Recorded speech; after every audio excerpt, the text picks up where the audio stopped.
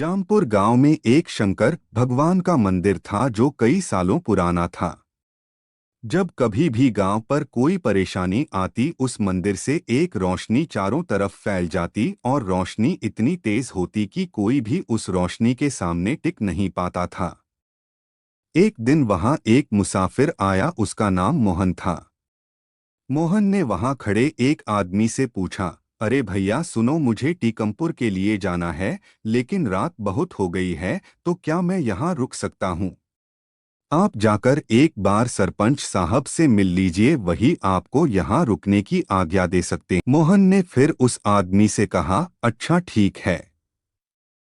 मोहन वहां से सरपंच के पास निकल जाता है और सरपंच के पास जाकर कहता है, सरपंच साहब मुझे कल सुबह तक के लिए यहाँ रुकना है।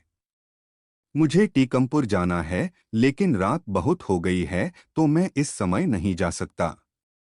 सरपंच ने फिर मोहन से कहा, कोई बात नहीं, आप हमारे गांव में रुक सकते हैं। मोहन ने सरपंच से कहा, आपका धन्यवाद। सरपंच मोहन को अपने ही घर में रोक लेता है और मोहन का बहुत आदर सम्मान करता है। लेकिन रात को मोहन सोता नहीं है, मंदिर की तरफ जाता है और सरपंच उसे मंदिर की तरफ जाते हुए देख लेता है। सरपंच भी मोहन के पीछे जाता है। सरपंच मोहन से पूछता है कि क्या बात है मोहन, आप इतनी रात को मंदिर के पास क्यों घूम रहे हो? मोहन सरपंच से कहता है कि मुझे यहाँ से कुछ आवाज और रोशनी दिखाई दी थी, इसलिए मैं यहाँ आया। सरपंच मोहन से कहता है कि ये हमारे गांव का सबसे पुराना मंदिर है। जब भी गांव पर कोई मुसीबत आती है तो ये मंदिर हमारी रक्षा करता है।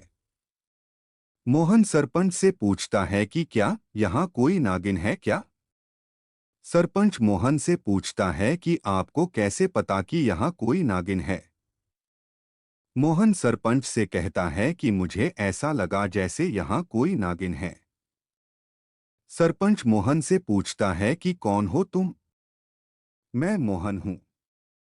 सरपंच मोहन से कहता है कि नहीं, तुम कोई और हो, वरना तुम्हें नागिन के बारे में कैसे पता चला? सरपंच की आवाज सुनकर और भी लोग आ जाते हैं। क्या हुआ सरपंच जी, कोई परेशानी है? सरपंच कहने लगता है कि इसे हमने मेहमान समझकर अपने घर और गांव में रखा, लेकिन ये कोई साधारण इंसान नहीं है। इसे पता है यहाँ नागिन है। मोहन सरपंच जी से कहने लगता है कि मैं सपेरा हूँ और मैं इस नागिन की तलाश में ही आया हूँ।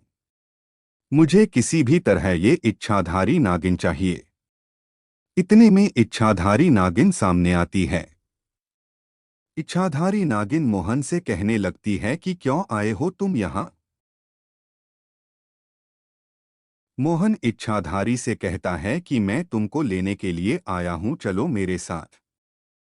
मोहन, मैं तुम्हारे साथ नहीं जा सकती और मैं यह कई सालों से रह रही हूँ, तो मैं इस जगह को नहीं छोड़ सकती।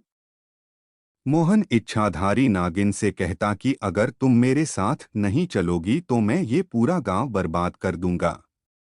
इतना कहते ही तेज हवा चलने लगती है, लोगों के घर टूटने लगते हैं।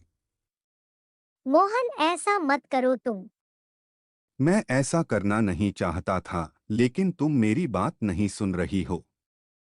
मोहन, तुम समझने की कोशिश करो, अगर मैं यहाँ से गई तो मेरी मृत्यु हो जाएगी। और अगर तुम मेरे साथ नहीं गई तो तुम्हारे बचपन का गांव बर्बाद हो जाएगा। उस पर संकट है। कैसा संकट है मोहन, बताओ मुझे। वहां एक अघोरी ने अपना डेरा डाल लिया है और वह लोगों को बहुत परेशान करता है। अगर तुम नहीं आई तो वो सबको मार डालेगा।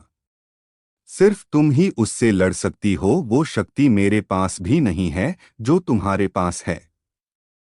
उतने में सरपंच कहता है, इच्छाधारी नागिन, तुम यहाँ से ही कुछ ऐसा करो कि उस अघोरी को सबक मिले। इच्छाधारी नागिन मंदिर में जाती है और वहां से एक चाकू उठाती है और उस पर अपने विष को डालती है।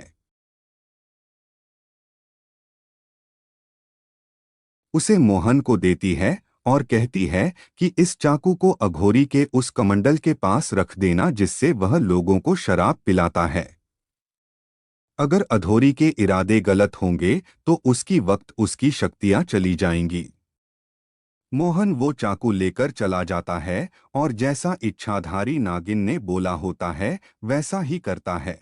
मोहन अघोरी से कहता है कि तुम लोगों को शराब पिलाना बंद करो, इससे गांव के लोगों की मौत हो रही है। अघोरी मोहन से कहता है कि तुम कौन होते हो मेरे बीच में बोलने वाले, में ऐसा ही करता रहूंगा। ऐसा बोलते ही अघोरी, ये मुझे क्या हो रहा है, कोई मुझे बचाओ, मेरी शक्तियां खत्म हो रही हैं, मैं कुछ भी नहीं कर पा रहा हूँ। और अघोरी को लकवा हो जाता है और उसका शरीर नीला पड़ने लगता है, वह जमीन पर गिर जाता है और चिल्लाने लगता है, बचाओ बचाओ। अघोरी, अब तुम साधारण इंसान हो और अब तुम हमारा कुछ नहीं बिगाड़ सकते। तुम्हारी एक गलती ने तुम्हारी सारी शक्तियां खत्म कर दी। इतने में इच्छाधारी नागिन सामने आती है। ये तुम्हारे कर्मों का फल है। मोहन ने तुमको पहले ही समझाया था पर तुम किसी की सुनने को तैयार ही नहीं थे। मैंने अपने पैर पर खुद ही कुल्हाड़ी मार दी। नागिन, मुझे माफ कर दो, मुझे बचा लो और मेरी शक्तियां मुझे वापस कर दो। मैं तुम्हारी जान बचा सकती लेकिन तुम्हारी शक्तियाँ तुमको वापस नहीं दे सकती। जो होना था हो गया, अब तुम फिर से तपस्या करो और फिर तुम्हें तुम्हारी शक्ति वापस मिलेगी। अघोरी को ऐसा सुनकर अपनी गलती का एहसास होता है। वो सबसे माफी मांगता है और इच्छाधारी नागिन से भी माफी मांगता है। ऐसे इच्छाधारी नागिन दो गांव की रक्षा करती है और तपस्या करने लगता है। हमें इससे यह सीख मिलती है कि कभी किसी का बुरा नहीं करना चाहिए। अगर आप किसी का बुरा करते हो तो आपका बुरा होता है, जैसे अघोरी का हुआ।